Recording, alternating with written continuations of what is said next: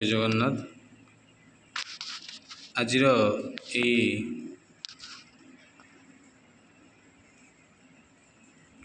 କ୍ଲାସକୁ ସମସ୍ତଙ୍କୁ ସ୍ୱାଗତ। ଆଜି ଆମେ ଦେଖିବା ଉତ୍ତର ରାମଚରିତ, କିଛି କି ପଏଣ୍ଟ ଆଲୋଚନା କରିବା ଏବଂ MCQର ଜଷ୍ଟ ଆଜି ଟିକେ ଆଲୋଚନା କରିବା, କାହିଁକିନା ଆଗାମୀ ଯେଉଁ LTR, RST, TGT, OSCCର ଯେଉଁ TGT ସାଂସ୍କ୍ରିଟ ଅଛି ଆଉ PG BD ଏଣ୍ଟ୍ରାନ୍ସ ସମସ୍ତ ପରୀକ୍ଷା ପାଇଁ ଏହା ନିଶ୍ଚିନ୍ତ ଭାବରେ ହେଲ୍ପଫୁଲ୍ ରହିବ। ଆସନ୍ତୁ ଆମେ ଦେଖିବା ଆଜିର କି ପଏଣ୍ଟ ଗୁଡ଼ାକ ଆଲୋଚନା କରିବା, ତାପରେ MCQ ଜଷ୍ଟ ଆଜି ଆଲୋଚନା କରିବା, ପୁଣି ଆଗକୁ MCQର କ୍ଲାସ୍ ପଡ଼ିବ ଏବଂ ତା'ର ସାର କଥା ମଧ୍ୟ କିଛି କିଛି ଆଲୋଚନା କରାଯିବ ଆଗାମୀ କ୍ଲାସ୍ରେ। ଆସନ୍ତୁ ଦେଖିବା ଆଜିର କ୍ଲାସ୍। ଦେଖନ୍ତୁ, ଉତ୍ତର ରାମଚରିତ ଲେଖକ ହେଉଛନ୍ତି ଭବଭୂତି। ଏହାର ବିଧା ହେଉଛି ନାଟକ, ଅଙ୍କ ସଂଖ୍ୟା 7 ଅଙ୍କ। ଉତ୍ତର ରାମଚରିତର ପ୍ରଧାନ ରସ କରୁଣ ରସ। ଉପଜୀବ୍ୟ ଏହା କେଉଁଠାରୁ ଉଦ୍ଧୃତ କରାଯାଇଛି ନା ବାଲ୍ମୀକି ରାମାୟଣର ଉତ୍ତରାଖଣ୍ଡ ଯେଉଁ ଅଛି 42ରୁ 97 ତକ ଯେଉଁ ଶ୍ଲୋକର ସର୍ଗ ରହିଛି ଏବଂ ପଦ୍ମପୁରାଣର ଯେଉଁ ପାତାଳ ଖଣ୍ଡ ଅଛି ସେଥିର 1ରୁ 68 ପର୍ଯ୍ୟନ୍ତ ଶ୍ଲୋକ। ବିଶେଷ ଭାବରେ ସପ୍ତ ଅଙ୍କ ମେ ଗର୍ଭ ନାଟକ କି ଯୋଜନା। ତେଣୁ ଏଇ ଯେଉଁ 7ଟି ଅଙ୍କରେ ଗର୍ଭ ନାଟକର ଯୋଜନା କରାଯାଇଛି। ଆମ ସହିତ ଯୋଡ଼ି ରହିବା ପାଇଁ ଚ୍ୟାନେଲକୁ ସବସ୍କ୍ରାଇବ୍ କରନ୍ତୁ ଏବଂ ସାଙ୍ଗମାନଙ୍କୁ ସେୟାର କରନ୍ତୁ। ବିଶେଷ ଭାବରେ ସପ୍ତ ଅଙ୍କର ଯେଉଁ ଗର୍ଭ ନାଟକ ରହିଛି, ପ୍ରଥମ ଅଙ୍କରେ ଚିତ୍ରବୀଥିର ଯୋଜନା, ତୃତୀୟରେ ବିଦୂଷକ ରହିତ ନାଟକ। ଏହି ନାଟକଟି ବିଦୂଷକ ରହିତ। ତୃତୀୟ ଅଙ୍କକୁ ଛାୟା ଅଙ୍କ ବୋଲି କୁହାଯାଏ। ମୁଖ୍ୟ ପାତ୍ର ହେଉଛନ୍ତି ରାମ ହେଉଛନ୍ତି ନାୟକ, ସୀତା ହେଉଛନ୍ତି ନାୟିକା। ଗୋଦାବରୀ, ଭାଗୀରଥୀ, ତମସା, ମୁରଲା, ବାସନ୍ତୀ ହେଉଛନ୍ତି ବନଦେବୀ। ଗୋଦାବରୀ, ଭାଗୀରଥୀ, ତମସା, ମୁରଲା ଏମାନେ ହେଉଛନ୍ତି ନଦୀ। ବସନ୍ତୀ ହେଉଛନ୍ତି ତାଙ୍କର ବନଦେବତା ଏବଂ ସୀତାଙ୍କର ସଖୀ ଥିଲେ। ପୃଥିବୀ, ଆତ୍ରେୟୀ, ବଶିଷ୍ଠ, କୌଶଲ୍ୟା, ମୁନି, ବାଳକ, ସୌଦ୍ଧାନ୍ତିକ ଏବଂ ଗୁପ୍ତଚର, ଦୁର୍ମୁଖ ଏମାନେ ହେଉଛନ୍ତି ଗୋଟେ ଗୋଟେ ପାତ୍ର। ଲବକୁଶ ଇଏ ହେଉଛନ୍ତି ରାମ ଆଉ ସୀତାଙ୍କର ପୁତ୍ର। ଚନ୍ଦ୍ରକେତୁ ହେଉଛି ଲକ୍ଷ୍ମଣଙ୍କର ପୁତ୍ର। ବାଲ୍ମୀକି ଯିଏ ରାମାୟଣ ରଚନା କରିଛନ୍ତି ଏବଂ ଲକ୍ଷ୍ମଣ, ଭରତ, ଶତ୍ରୁଘ୍ନ, ଅଷ୍ଟବକ୍ର ଜଣେ ମହାନ ଋଷି ଏବଂ ଦଣ୍ଡାୟନ, ସୁମନ୍ତ୍ର ହେଉଛନ୍ତି ରାମଙ୍କର ମନ୍ତ୍ରୀ। ଅରୁନ୍ଧତୀ ହେଉଛନ୍ତି ବଶିଷ୍ଠଙ୍କର ପତ୍ନୀ ହେଉଛନ୍ତି ଅରୁନ୍ଧତୀ। ଜନକ ଏବଂ କଞ୍ଚୁକୀ ଆଦିର ବର୍ଣ୍ଣନା କରାଯାଇଛି। ଏଥିରେ ଶ୍ଲୋକ ଯେଉଁ ଅଛି ଅନୁଷ୍ଠୁପ ଶ୍ଲୋକରେ 84, ଶିଖରଣୀରେ 30 ଏବଂ ବସନ୍ତ ତିଲକାରେ 26 ଏବଂ ଶାର୍ଦୂଳ ବିକ୍ରୀଡ଼ିତରେ 25, ମୋଟ ପାଖାପାଖି ଏଥିରେ ଯେଉଁ ବର୍ଣ୍ଣନା କରାଯାଇଛି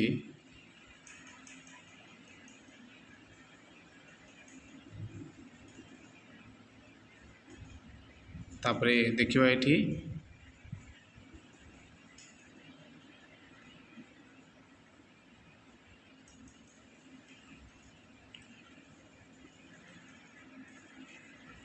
ଦିଆଯାଇଛି ମାନ୍ୟୋ ଜଗତ୍ୟାଃ ଭବଭୂତିରିତ୍ୟା ସରସ୍ୱତୀ। ଏ ଯେଉଁ ଭବଭୂତିଙ୍କର ବିଭିନ୍ନ ପ୍ରକାରର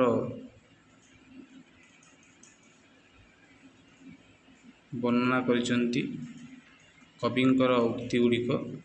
ଏଥିରେ କ'ଣ ହେଉଛି ନା ଉଦୟ ସୁନ୍ଦରୀ ଚମ୍ପୁରେ ତାଙ୍କୁ ଏଇଟା ଉପାଧି ଦିଆଯାଇଛି ଏବଂ ଭବଭୂତି ଜଲଧି ନିର୍ଗତା କାବ୍ୟା ମୃତଃ ରସକର୍ଣ୍ଣା ଇବଃ ସ୍ଫୁରନ୍ତି। ଏଇଟା ଗୌଡ଼ବହରେ ବାଗବତୀ ରାଜ କହିଛନ୍ତି ଏବଂ ଉତ୍ତର ରାମଚରିତ ଯେଉଁ ଭବଭୂତି ଲେଖିଛନ୍ତି ଏଥିରେ 38 ଅଳଙ୍କାରର ବ୍ୟବହାର କରାଯାଇଛି।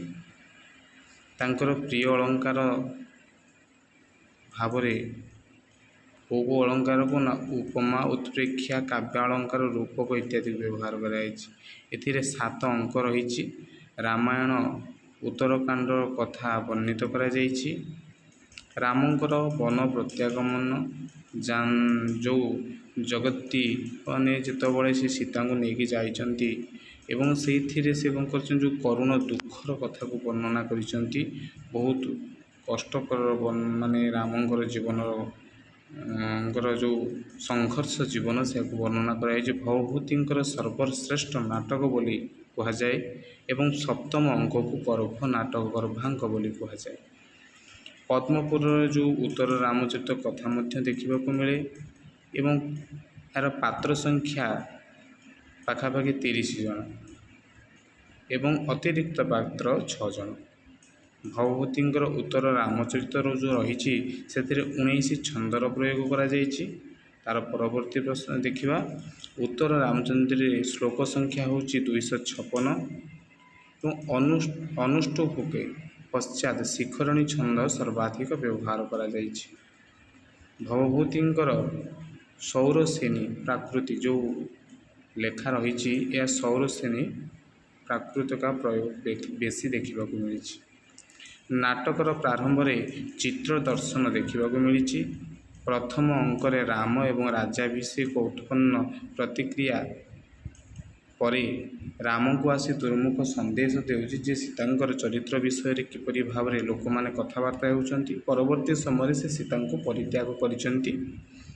ମଙ୍ଗଳାଚରଣ କବିଙ୍କର ଯେଉଁ ମଙ୍ଗଳାଚରଣ ରହିଛି, ବାଲ୍ମୀକିର ଲକ୍ଷ୍ୟ କରିଛନ୍ତି, ଯେଉଁ ପ୍ରାର୍ଥନା କରିଛନ୍ତି, ନମସ୍କାରାତ୍ମକ ମଙ୍ଗଳାଚରଣ କରିଛନ୍ତି ଉତ୍ତର ରାମଚରିତରେ। ଏବଂ ମହାଭାରତର ବା ମହାରାଜା ଦଶରଥଙ୍କର ପୁତ୍ରୀଙ୍କର ନାମ ଏଠି ବର୍ଣ୍ଣନା କରାଯାଇ ଶାନ୍ତା।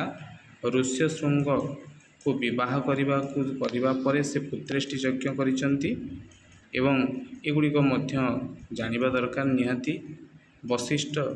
ମହର୍ଷି ବଶିଷ୍ଠଙ୍କର ସନ୍ଦେଶରେ ଅଷ୍ଟବକ୍ର ଆସିଛନ୍ତି ଏବଂ କହୋଡ଼ କେ ପୁତ୍ର ହେ, ବଶିଷ୍ଠ ଅଷ୍ଟବକ୍ର ହେଉଛନ୍ତି କହୋଡ଼ଙ୍କର ପୁତ୍ର ଏବଂ ସେ କୌଣସି ଏକ କାରଣବଶତଃ ଆସିଥିଲେ ରାଜସଭାକୁ ଏବଂ ଲକ୍ଷ୍ମଣଙ୍କ ଦ୍ୱାରା ସୀତା ବନରେ ଯେତେବେଳେ ରାମଙ୍କର ଆଦେଶ ପାଇଛନ୍ତି, ତେଣୁ ଚିତ୍ତବିଧି ପ୍ରଥମ ଅଙ୍କ ପରେ ଦ୍ୱିତୀୟ ଅଙ୍କରେ ସେ ତାଙ୍କୁ ନେଇ ବନରେ ଛାଡ଼ି ଦେଇଛନ୍ତି।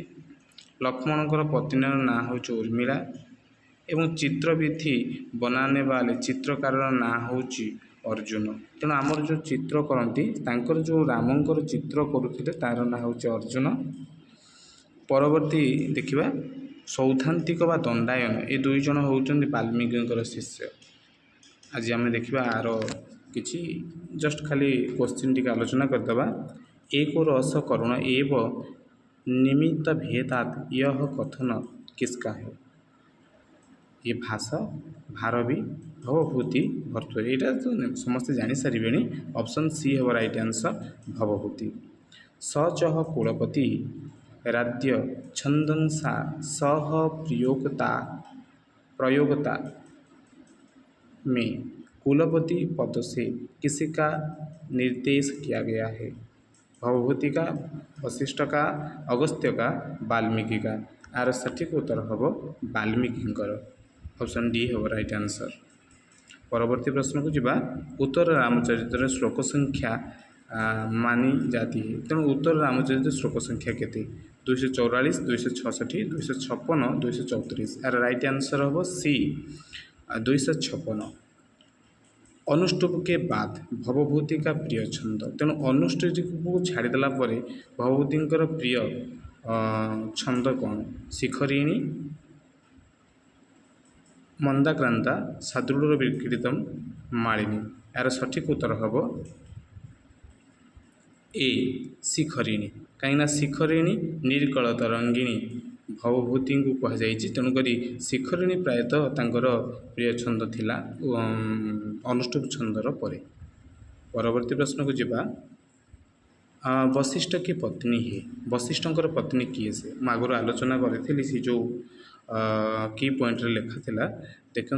लोपामुद्रा, अनुसया, भागीरथी, अरुंधति। लोपामुद्रा नुहे कि अनुसया नुहे, अनुसया जो सुनयना, सॉरी ये सुनयना बीर लिखाई सुनयना आउ भागीरथी अरुंधति डी आंसर हेब अरुंधति होउछन्ती सठिक उत्तर। अमर सिंधु पद का क्या अर्थ है? अमर सिंधु गोटे जो पद व्यवहार करा जाइछि यार अर्थ कौन? अमृत समुद्र, भागीरथी, जमुना, पृथ्वी। यार सठिक उत्तर हम बी भागीरथी बा गंगा को अमर सिंधु बोली कहुଯାଇଛି। यह एक पवित्र एवं आमर हिंदू धर्मर ये होउछन्ती एक देवी जहाँ को आम पूजा करुचु। गंगा को मध्य पूजार विधि विधान रही। परवर्ती प्रश्न को जावा। उत्तर रामचरित का छाया अंक है। उत्तर रामचरितर छाया अंक किए से? प्रथम अंक, सप्तम अंक, चतुर्थ अंक, तृतीय अंक। यार सठिक उत्तर हम सप्तम अंक हो नुहे, यार तृतीय अंक हम छाया अंक। 7 नंबर पाखापाखि छाया अंकटा तृतीय अंक बोधे। परवर्ती प्रश्न को जावा। यथा कार्य हानिर्न भवति तथा कार्यम यह कथन किसका है? यार दुईट ऑप्शन कटि जाइए, तेणु यार आंसर आर ये रहिबो आर वीडियो रे। धन्यवाद। आगामी वीडियो पे